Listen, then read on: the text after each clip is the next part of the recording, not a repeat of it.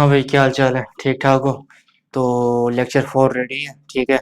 और पिछला थोड़ा मैं अगर रिकॉल करूँ तो लेक्चर 2 और 3 में हमने जो है वो सेल वॉल सिंथेसिस इनहिबिटर देखे थे। लेक्चर 1 में हमने एंटी माइक्रोबियल को थोड़ा आउटलाइन वगैरह देखी, उसका ओवरव्यू लिया था हमने, ठीक है। तो लेक्चर 4 में एक बार मैं दोबारा शो कर देता हूँ यहाँ पे। तो ये जो पिक्चर है जिसके अकॉर्डिंग हम सारा कुछ चल रहे हैं, तो उसमें आपको दिख रहा होगा कि हमने सेल वॉल सिंथेसिस इनहिबिटर जो थे, जिसमें बीटा लैक्टम और बाकी सारे आ रहे थे, तो वो हमने कवर कर लिए। आज जो हम शुरू करने जा रहे हैं, और मेरी ये कोशिश रहेगी कि मैं अगले लेक्चर तक जो है वो ये भी वाइंड अप कर दूँ। तो आज जो है वो हम प्रोटीन सिंथेसिस इनहिबिटर एंटीबायोटिक देखेंगे, ठीक है। तो उसमें कहानी ये है कि चूंकि हम बैक्टीरिया पे काम कर रहे हैं, तो बैक्टीरिया जो है वो प्रोकैरियोटिक होता है, और ये जो है बेसिकली 78 राइबोसोम्स का जो है वो ये होता है। जबकि मैमेलियन या ह्यूमन की बात करें तो वो 88 राइबोसोम्स वाले होते हैं, ठीक है। तो चूंकि ये 78 राइबोसोम्स का है, तो उसमें दो सब यूनिट हैं, 30 और जो है 50 की, ठीक है। और इन सब यूनिट को देखते हुए ही एंटीबायोटिक जो है इन पर अपना एक्शन जो है परफॉर्म करती हैं, या इनको इनहिबिट करती हैं, इनके सिंथेसिस को, इनके पाथवे को इनहिबिट करती हैं।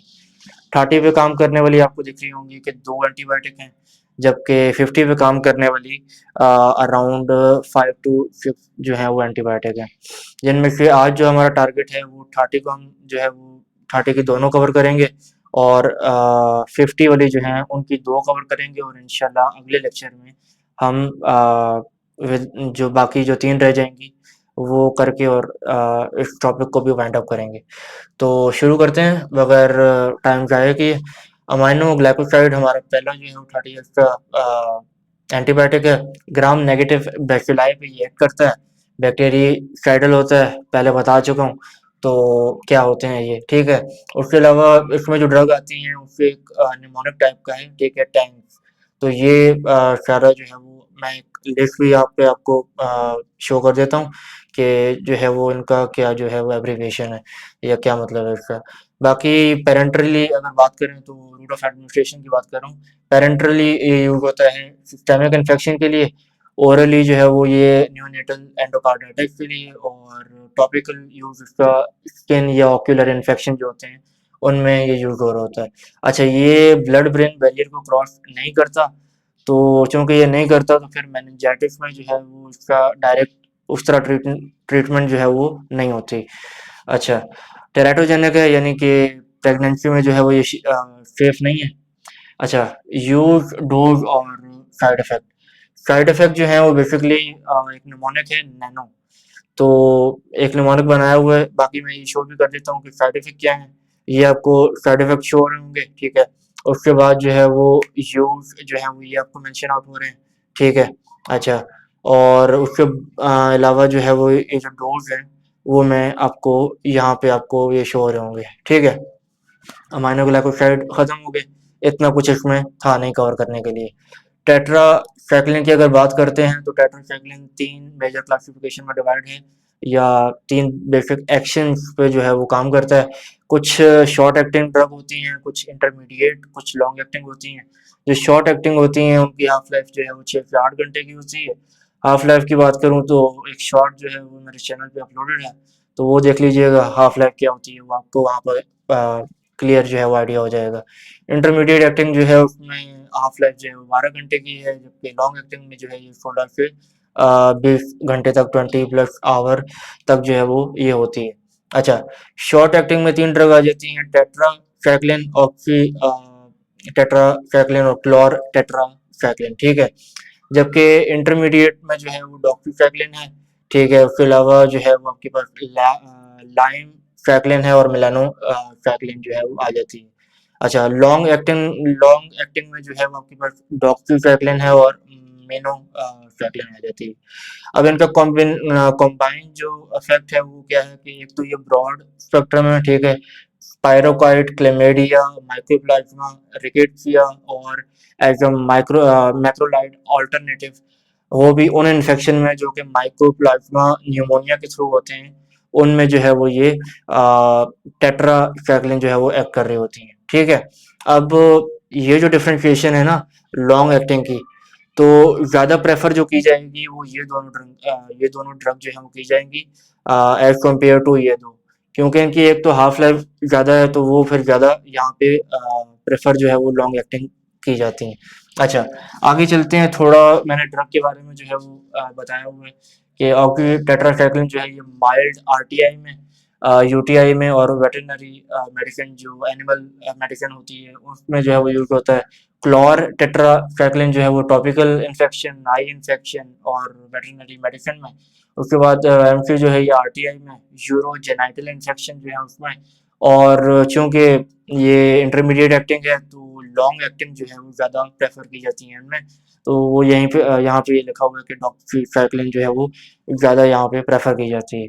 अच्छा, लाइम साइक्लिन जो है वो टेट्रा साइक्लिन की एक प्रोड्रग है, ठीक है। टेट्रासाइक्लिन जो कि एक शॉर्ट एक्टिंग ड्रग है, तो उसकी एक जो है वो प्रोड्रग है।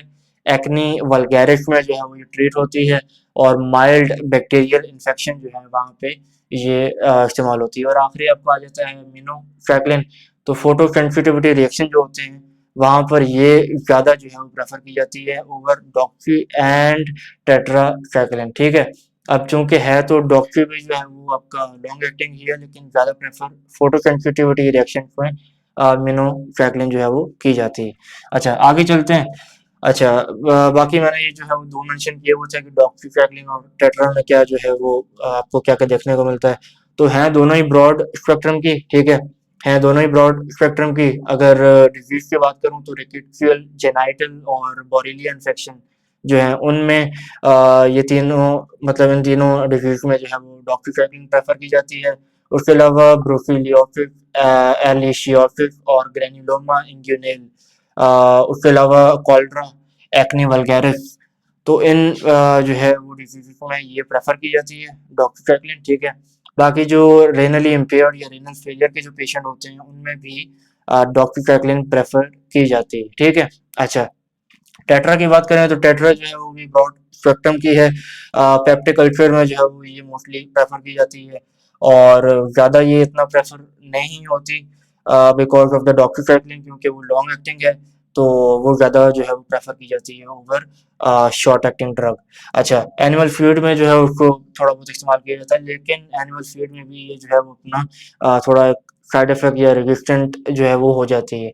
अच्छा, टेराटोजेनिक है, नॉट सेफ फॉर प्रेगनेंसी। अच्छा, उसके अलावा कुछ साइड इफेक्ट हैं, जिसका एक निमोनिक है, कपिल देव। तो ये आपको जो है वो थोड़ा क्लिक करेगा, तो बाकी मैं ये शो भी कर देता हूँ आपको। अच्छा, कॉन्ट्रा इंडिकेटेड है ये डेयरी प्रोडक्ट, फूड, एंटासिड और आयरन सप्लीमेंट, बिकॉज ये जो है वो इतना अच्छा एब्जॉर्ब नहीं होती, तो ये चेलेट जो है वो बना लेती है। एंड चेलेट बनाने की वजह से थोड़ा एक्यूमुलेट हो जाती है अंदर और एब्जॉर्ब नहीं हो पाती। बायो अवेलेबिलिटी जो है वो उतनी अच्छी नहीं होती, तो डेट्स वाई डेयरी प्रोडक्ट में अवॉइड करते हैं। कॉन्ट्राइंडिकेटेड है सिंपली अगर मैं बोलूँ तो फूड में, और एंटासिड और आयरन सप्लीमेंट में, ठीक है। अच्छा, तो अच्छा, ये साइड इफेक्ट जो है वो आपको शो हो रहे होंगे ऑफ टेट्रा, ठीक है। ये निमोनिक के अकॉर्डिंग जो है वो बनाए हुए हैं, तो ये आपको यहाँ पे शो हो रहे होंगे। अच्छा, आगे चलते हैं। 30 वाले हमारे कंप्लीट हो गए, कोई इतना टाइम नहीं लगा। अभी 50 वाले जो है वो हम आज 2 कवर करेंगे, और इंशाल्लाह अगले लेक्चर में जो है वो 3 कवर करके और इस टॉपिक को भी वाइंड अप करेंगे। अच्छा, 50 पे आएँ तो 50 की एक जो है वो ड्रग आ जाती है लिनकोज़ामाइड, मेजर क्लासिफिकेशन। इसमें 2 ड्रग आती हैं, 2 मेडिसिन आती हैं, लिनकोमाइसिन और क्लिंडामाइसिन। लिनकोमाइसिन जो है वो अभी इतना इस्तेमाल नहीं होती, बिकॉज़ इससे जो है वो इतना इफ़ेक्टिव नहीं है ये। जबकि क्लिंडा जो है, सॉरी, अच्छा, क्लिंडा जो है वो ज़्यादा प्रेफ़र की जाती है ग्राम पॉजिटिव और एनारोबिक इन्फेक्शन जो होते हैं उनमें, स्किन और सॉफ्ट टिश्यू के जो इन्फेक्शन है वहाँ पर, और मर्शा और एमएफएसए इन दोनों में जो है वो ये इफेक्टिव होती है, ग्राम पॉजिटिव में ये दोनों ऐड हो जाते हैं। अच्छा, उसके अलावा ये जो है वो दो डिजीजेस हैं, क्लोस्ट्राइडियम परफ्रिंजिस एंड बैक्टीरियोइड फ्रेजाइलिस। इनका मैं अलग अलग मेंशन करूँ कि ये है क्या, और इनका जो है वो बेसिकली लिनको सॉरी क्लिंडामाइसिन जो है वो यहाँ पे प्रेफर की जाती है। ये आपको श्योर होगा क्लोस्ट्राइडियम परफ्रिंजेस का एक पूरा डाटा जिसमें इसकी जो है वो बात की हुई है, एंड बैक्टीरियोइड फ्रेजाइलिस जो है वहाँ पर ये जो है वो आपको शो हो रहा होगा इसकी डिटेल। अच्छा, बाकी जो है वो अमाइनो ग्लाइकोसाइड और सिफेलोस्पोरिन जो हम पहले पढ़ चुके हैं। अमाइनो ग्लाइकोसाइड तो अभी पढ़ी है, सिफेलोस्पोरिन जो हमने पहले जो है वो पढ़ी थी बीटा लैक्टम में। तो बेसिकली वहाँ पर क्या है कि वो कॉम्बिनेशन थेरेपी में जो है वो इस्तेमाल हो रही होती है, एंड उसका मैंने यहाँ पे मेंशन किया हुआ है कि वो जो है वो क्या उनका यूज होता है इन दिस कॉम्बिनेशन थेरेपी। अच्छा, आगे चलते हैं। तो मैंने बता दिया था कि ग्राम पॉजिटिव और एनारोबिक इन्फेक्शन में ये जो है वो इस्तेमाल होती है, और कहाँ पर नहीं होती तो वो भी मेंशन आउट कर दी है कि एंटेरोकोक्काई में नहीं होती, और ग्राम नेगेटिव एरोबिक जो इन्फेक्शन या जो बैक्टीरिया होते हैं, माइक्रो ऑर्गेनिज्म होते हैं, उनमें ये इस्तेमाल नहीं होती। ठीक है। अच्छा, आगे चलते हैं। आगे ये है कि डोज मैं यहाँ पे मेंशन कर रहा हूँ, ये आपको जो है वो सारी डोज दिख रही होगी ऑफ क्लिंडा, एंड उसके अलावा साइड इफेक्ट जो है वो आपको यहाँ पे शो होंगे। ठीक है, और ये आपके जो है वो साइड इफेक्ट हैं। उसके अलावा फिर यहाँ पे जो है वो ये यूज आपके आ जाते हैं कि क्लिंडा के जो है वो यूज क्या क्या है, तो वो आपको यहाँ पे शो हो रहे होंगे। अच्छा, अगले पे आते हैं स्ट्रेप्टोग्रामिन। अच्छा, स्ट्रेप्टोग्रामिन क्या है कि ये दो जो है वो उसकी क्लासिफिकेशन है, एक ए और एक बी। स्ट्रेप्टोग्रामिन ए और बी। ए में जो है वो आपकी जो ड्रग आती है वो डेल्फोप्रिस्टिन है, और बी में जो आती है वो आपकी क्विनू प्रिस्टिन है। ठीक है। अच्छा, इनको हम अलग अलग लेके चलते हैं।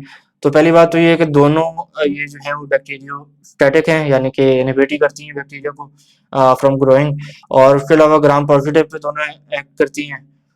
मैकेनिज्म ऑफ एक्शन की मैं अगर बात करूँ तो ये मैकेनिज्म ऑफ एक्शन आपको शो हो रहा होगा ऑफ डेल्फो, एंड ये आपको शो हो रहा होगा ऑफ क्विनी। ठीक है।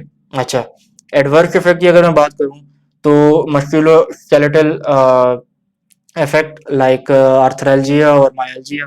उसके अलावा GI issues, headache, hepatic infection. इसमें क्या है कि लिवर एंजाइम का बढ़ जाना, लाइक बिलिरुबिन वगैरह जो है उसका बढ़ जाना, और इन्फ्यूजन रिलेटेड रिएक्शन जो होते हैं उनमें जो है वो ये स्ट्रेप्टोग्रामिन जो है वो इस्तेमाल हो रही होती हैं। अच्छा, उसके अलावा जो है एक पॉइंट जो ऐड करने वाला है वो ये है कि ये बेसिकली ये दो जो ड्रग हैं ये साइटोक्रोम P3A4 को इनहिबिट करती हैं। अब ये क्या है, ये एक लिवर एंजाइम है जो कि पर्टिकुलर या ज़्यादातर ड्रग को जो है वो क्या कर रहा होता है, उनको उनके मेटाबोलाइट में तोड़ रहा होता है। ठीक है। तो इसको इनहिबिट करने से क्या होगा कि आप ये तो चलो है ही, इसके अलावा जो आप ड्रग दे रहे थे इन कॉम्बिनेशन, तो वो जो है उनकी एक्यूमुलेशन होना शुरू हो जाएगी, वो टूटेंगे नहीं। ठीक है, एब्जॉर्प्शन उनकी होगी नहीं, और वो ज़्यादा से ज़्यादा मतलब एक्यूमुलेट होना शुरू हो जाएंगे इनसाइड योर बॉडी। जिनमें एग्जांपल अगर मैं दूं तो स्टैटिन बढ़ना शुरू हो जाएंगे, साइक्लोस्पोरिन है, और कैल्शियम चैनल ब्लॉकर जो है वो अगर आपको मतलब आप अगर स्ट्रेप्टोग्रामिन और इन तीनों को अगर कॉम्बिनेशन में दोगे तो ये फिर ख्याल रखना पड़ेगा कि ये इनहिबिट भी करता है, तो उसकी वजह से एक्यूमुलेशन और टॉक्सिसिटी वगैरह जो है वो डेवलप होने का पूरा चांस है। ठीक है। अच्छा, डोज की अगर मैं बात करूं तो ये आपको शो हो रही है डोज, एंड अच्छा, इसके बाद हमारा लेक्चर 4 यहाँ पे एंड होता है। ठीक है, हमने स्ट्रेप्टोग्रामिन देख लिए, हमने 30 को पूरा कर लिया, 50 के हमने 2 देख लिए, और 3 रह गए, मैक्रोलाइड है, क्लोरामफेनिकोल है, और उसके अलावा जो है वो लिनेसोलिड है। तो ये इंशाल्लाह हम जो है कमिंग लेक्चर में हम कवर करेंगे इन लेक्चर 5, एंड इस तरह जो है वो फिर हम अगले जितने भी होंगे वो भी अराउंड 5 to 7 लेक्चर्स में जो है वो हम ये भी कवर कर देंगे। तो thank you so much for your time, and I hope you enjoyed this lecture, and stay tuned for our upcoming lecture. Thank you.